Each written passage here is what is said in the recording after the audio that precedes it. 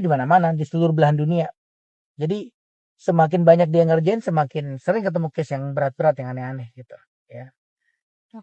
Gitu. Garis di leher biar samar. Nah, itu ada treatmentnya. Nah, kalau di beautiful kita bisa pakai tiresis di plasma. Tapi kalau yang dalam banget, nah itu beda lagi gitu ya. Gitu juga yang saya bahas di Melan itu misalnya tentang ada pasien-pasien yang mau operasi di luar negeri. Kalau menurut saya ya itu ya sah-sah aja ya. Itu sah-sah saja karena sekarang itu ya kalau secara persaingan bisnis healthcare gitu ya. Sekarang itu udah menjadi global ininya apa namanya marketingnya gitu. Jadi pasien Indonesia bisa terbang ke Korea, bisa ke Thailand, Vietnam, kemana aja bisa ya. Kemana yang pasien ngerasa nyaman. Nah, saya jadi kadang-kadang tuh ada pasien operasi di luar, terus kontrolnya nitip ke dokter di sini ke Indonesia ke Jakarta. Misalnya saya tuh sering terima pasien dari Thailand atau dari Korea, terus minta cabut jahitannya di saya gitu. Kalau saya kerjain ya, walaupun harganya biasanya sedikit lebih mahal daripada pasien lokal, ya. Nah itu kan masalah masalah kebijakan aja gitu. Jadi biasa kalau pasien dari luar, kalau kontrol cabut jahitan ke saya itu biasanya harganya sedikit lebih mahal daripada pasien lokal yang kontrol ke saya gitu. Nah, tapi kan ya itu haknya pasien ya. Tapi saya terima gitu.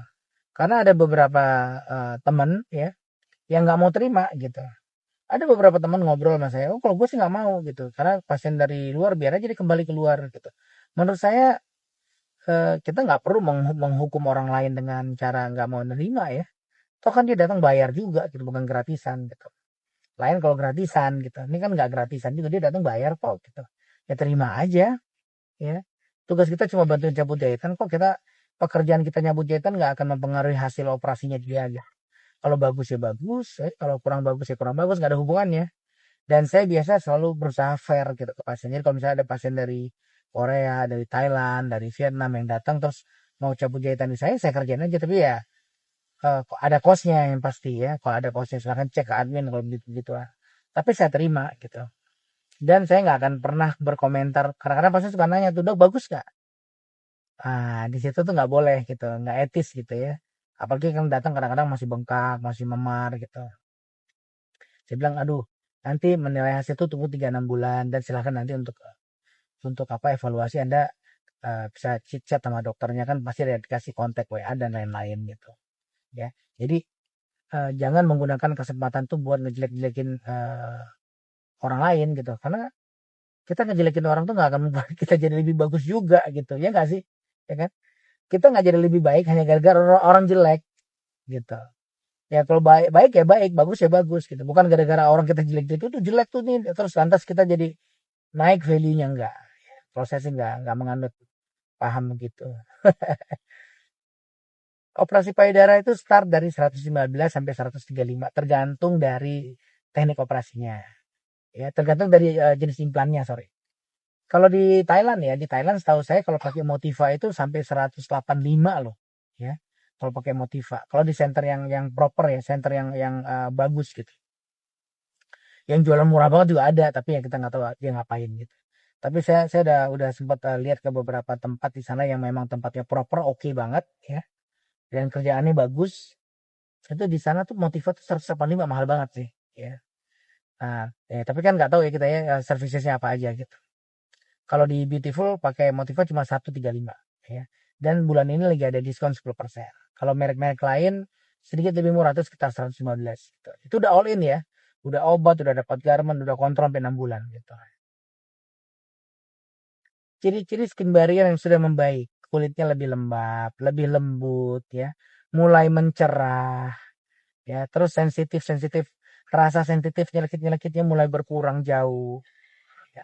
Terus kemerahan kayak udang rebusnya berkurang jauh, itu ciri-cirinya.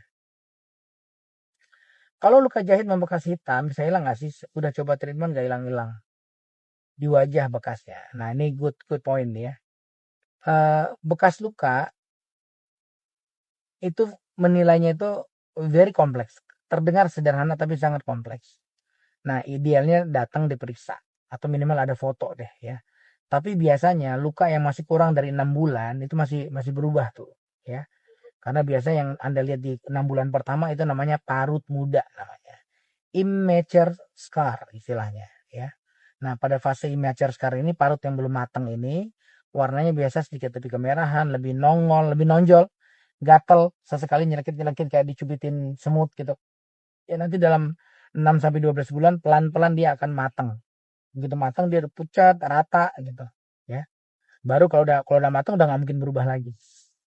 Biasanya sakit? Enggak dong, nggak pakai sakit sama sekali, ya. Operasi di Beautiful itu udah terkenal nggak pakai sakit. Coba deh tanya sama pasien-pasien kita. Makanya banyak yang kaget. Terus kayak misalnya operasi hidung, saya kan nggak pernah pasang sumpelan kasa tebel. Dulu awal-awal tuh ya, saya pakai kasa sumpelan tebel. Jadi 3 hari tuh pasien nggak bisa napas tuh menderita banget sih, ya. Tapi sekarang nggak. Sekarang saya nggak pakai sumpelan sama sekali. Jadi pasien ya udah ngomol-ngomol aja bisa ngapa-ngapain. Lebih nyaman jauh, ya. Jauh lebih nyaman. Ya, walaupun ada kadang-kadang waktu nafas tuh berasa kayak agak mampet-mampet dikit karena ada darah kering dan lain-lain gitu. Tapi bisa tinggal dibersihin gitu. Iga tadi juga saya spill start from 150 udah all in udah semuanya. Obat, kontrol semua semuanya.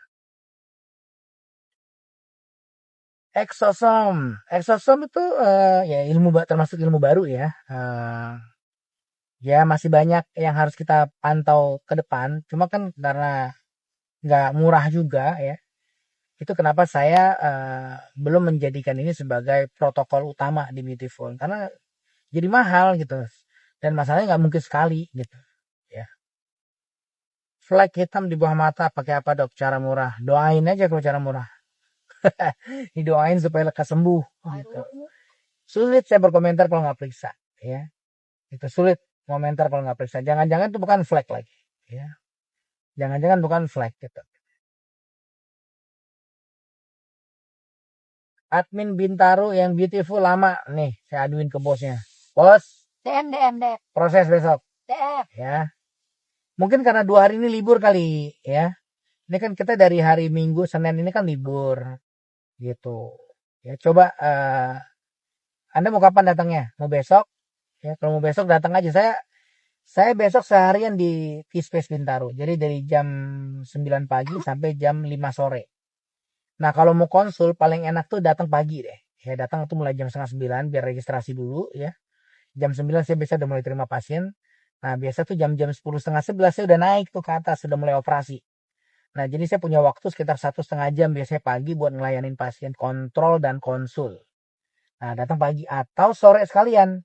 Datang sekitar jam 3 ke jam, kalau Selasa besok jam 3 ke jam 5 Anda bisa datang tuh. Sore ya. Gitu. Kalau pagi tuh kalau siang-siang jam nanggung tuh jam antara sekitar jam 11 ke atas itu biasa saya udah di kamar operasi dan baru keluar sekitar jam 1 jam 2 biasanya. Tergantung berapa banyak yang saya kerjain di atas. Oke. Bopeng bekas cacar ya itu agak sulit ya. Biasanya yang saya kerjain kalau ada yang satu muka bopeng penuh tuh saya lakukan facelift, deep plan facelift dengan nano fat transfer itu yang paling mending kelihatannya ya. Rata enggak tapi jauh lebih mendingan. Rinoplasti iga harusnya permanen ya. Itu tadi saya posting di Instagram tuh hasil 5 tahun yang lalu, lihat deh ya.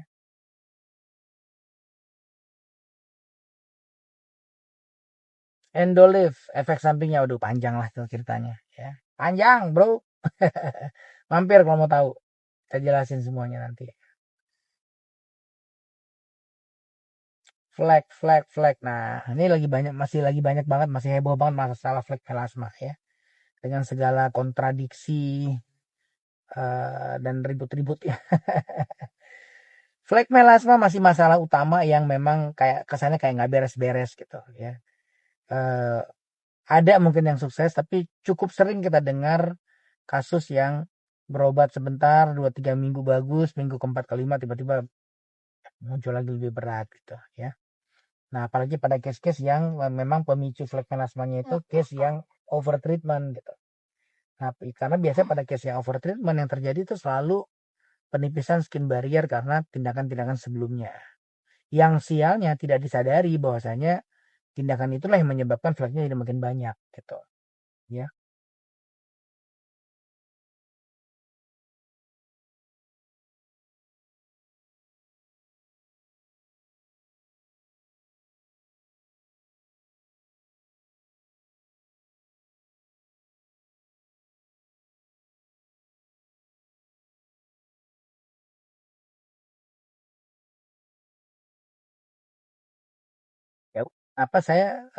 metode saya ya sebenarnya kalau dibilang metode yang saya temuin ya enggak juga gitu. Karena memang secara by jurnal kalau kita baca jurnal, baca-baca ilmu dari luar kalau saya ikut workshop ya semuanya ngomongnya sama. Oh my god. Karena pada kenyataannya di lapangan masih banyak yang over treatment gitu ya. Masih banyak yang over treatment. Tentu ini oknum, nggak semuanya. Nggak ada satu dua mungkin yang kebablasan secara teknikal.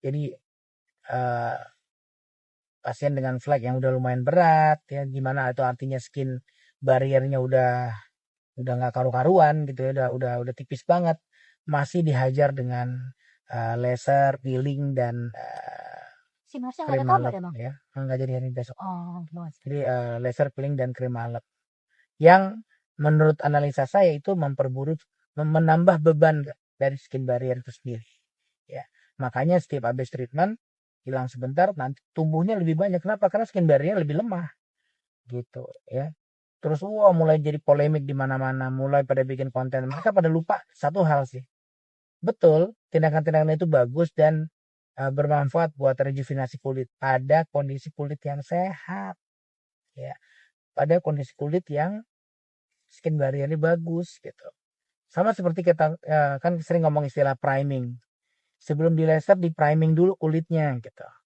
di priming itu kan sebenarnya yaitu memastikan skin barriernya benar bukan cuma sebatas uh, dilembabkan gitu karena kulit itu baru hanya akan lembab kalau skin barriernya beres gak mungkin skin barriernya nggak beres kulit lembab itu nggak mungkin itu udah hukum alam itu ya skin barriernya berantakan tipis nggak karu-karuan kulitnya lembab itu rasanya saya belum pernah ketemu dan nggak mungkin karena struktur yang bikin lembab rusak semua gitu ya nah kalau saya kasih analogi ya flek pada kasus over treatment seperti pada kasus yang kita sebut dengan skin barrier yang rusak itu kayak pelari yang lagi patah kakinya ya kakinya lagi patah Anda yang suruh lari dulu jangan disuruh pemanasan suruh strength training nggak bisa makin patah kakinya makin sakit dia ya jadi sembuhin dulu patah kakinya setelah patah kakinya sembuh baru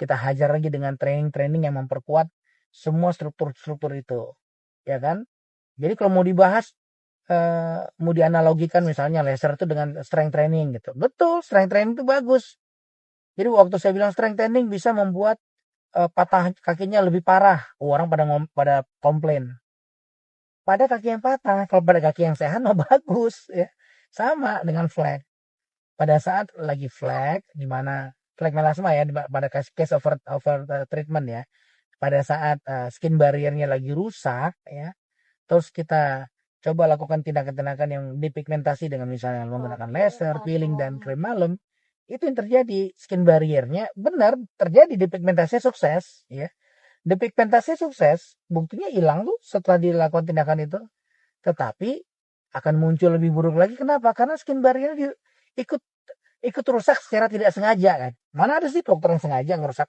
skin barrier dia nggak sengaja itu waktu depigmentasi pigmentnya keangkat pecah gitu ya berhasil dipecahin ya terus skin barrier di bawahnya yang nempel ikut kena gitu jadi emang itu yang membuat itu yang membuat kondisinya jadi nggak berhenti nggak kelar gitu ya selama ini kan nggak pernah dapat jawaban kan sering orang tuh nggak dapat jawaban kenapa setiap habis treatment 2 minggu 3 minggu bagus terus rebound lebih parah lagi nanya ke yang ngerjain juga bingung jawabannya ini cerita pasien ya ibu pernah nanya nggak kenapa jadi begini gitu jawabannya itu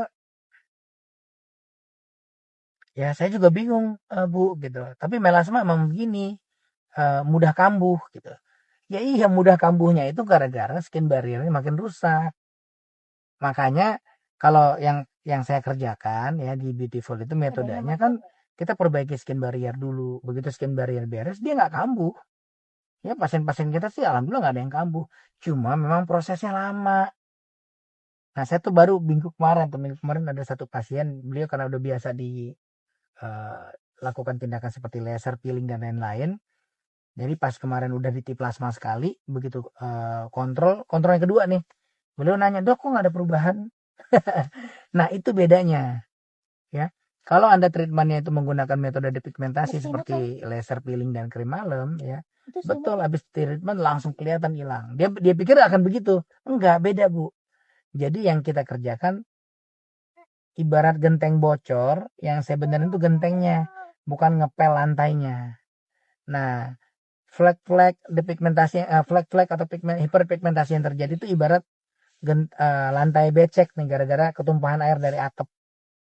Nah, kalau tindakan yang dilakukan itu seperti laser peeling dan laser peeling dan krim malam, itu ibaratnya tindakan-tindakan yang buat ngepel tadi nih, ngebersihin si kotoran yang udah berceceran di lantai. Nah, tapi setiap hujan kan begitu lagi, begitu lagi, begitu lagi gitu. Nah, yang saya kerjain benerin gentengnya. Cuma pelan-pelan. Nanti begitu gentengnya udah beres, air yang di bawah tuh kering sendiri, pelan-pelan hilang gitu. Kira-kira gitulah analogi kasarnya ya. Ya nggak pas-pas amat analogi, tapi kurang lebih begitu. Ya, emang sulit ya. Saya selalu berusaha mencari cara mendeliver penjelasan medis ke pasien supaya pasien tuh ngerti gitu. Karena kadang-kadang Pak, kadang-kadang kan saya juga bingung, kadang-kadang ada beberapa eh, dokter-dokter di tim saya nih, saya ngomong tim saya bukan tim luar ya biar nggak ada yang marah. Even di tim saya kadang-kadang saya ngelihat waktu awal-awal bergabung di Beautiful gitu, saya nonton gitu cara dia ngelayanin pasien, ngomongnya terlalu teknikal, orang bingung gitu. Saya bilang lu ngomong begini, pasien tuh nggak ngerti. Ya pasien tuh nggak ngerti lo ngomong begini, begini gitu nggak ngerti gitu. Makin dalam lo ngomong, makin dia tuh lihat ya, makin mengerti ini dokter ngomong apa sih, nggak ngerti dia. Jadi coba diterjemahkan ke bahasa yang selugas mungkin. Ingat, pasien kita tuh bukan bukan orang medis gitu, nggak ikut kuliah kedokteran gitu. Jadi ngomongnya jangan terlalu teknikal gitu. Disimplify, tapi bukan kita mudah-mudahkan gitu ya. Gitu. Dokter sendiri nggak pengen saya operasi, saya ngerjain operasi kantong mata, saya tanam rambut, next saya pengen operasi hidung. Sini lagi nyari duitnya dulu karena mahal ya, nyonya belum ngasih duitnya nih, duitnya ditahan sama dia semua. Jadi saya pengen nih karena begini, Yuk, apa? karena saya memang ada breathing problem juga sebenarnya. Dari Ini saya tuh ada breathing Spanyol problem. Portugal. Boleh juga ya kita mampir Turki ya, Kan naik deket. Turki Airline ya, Iya. bisa sih. Beta idea kan. Iya Kan iya. cuma berapa hari kan? Nggak, sehari aja, besok langsung Iya. pulang. Cus. Aku buka Senin ntar sini. Sip. Bisa kan? Gitu. Jadi saya pengen gitu. Ya. Duit ACC. Oke. Apa saya buka donasi aja, mau nggak donasi buat Kita bisa. buat ngebayarin saya operasi. Untuk perawatan payudara selain implan ada opsi lain, tergantung case-nya apa. Jadi kalau payudara itu problemnya bisa, maaf ya, bisa payudara turun tapi kempes, bisa gede tapi turun, ya, bisa kurang gede doang, cuma kempes doang tapi nggak turun. Nah itu beda-beda tindakannya. Terus ada yang putingnya lebar banget, areolanya, ada yang enggak. Itu semua ada teknik operasi buat mengkoreksinya. Nah, saya kan gak tahu case Anda yang mana, maka itu perlunya datang diperiksa. Dan di Beautiful udah ada tim dokter perempuan. Nah ini penting banget nih. Di Beautiful itu ada tim dokter perempuan khusus kalau misalnya Anda ngerasa lebih nyaman dengan dokter perempuan. Ya, ada dokter Risa, ada dokter Ute, ada dokter Indri, ada dokter Nabila. Ya, ada 4 dokter perempuan yang siap, yang teknik operasi udah nguasain persis yang saya kerjain. Ya, ketiplek sama. Nah enaknya operasi breast itu ngulangnya gampang di copy gitu teknik operasi breast itu. Karena dia pakai benar-benar kita ukur. Nah ini pakai ukuran kalau breast ya. Nah teknik ini udah saya ajarin semuanya.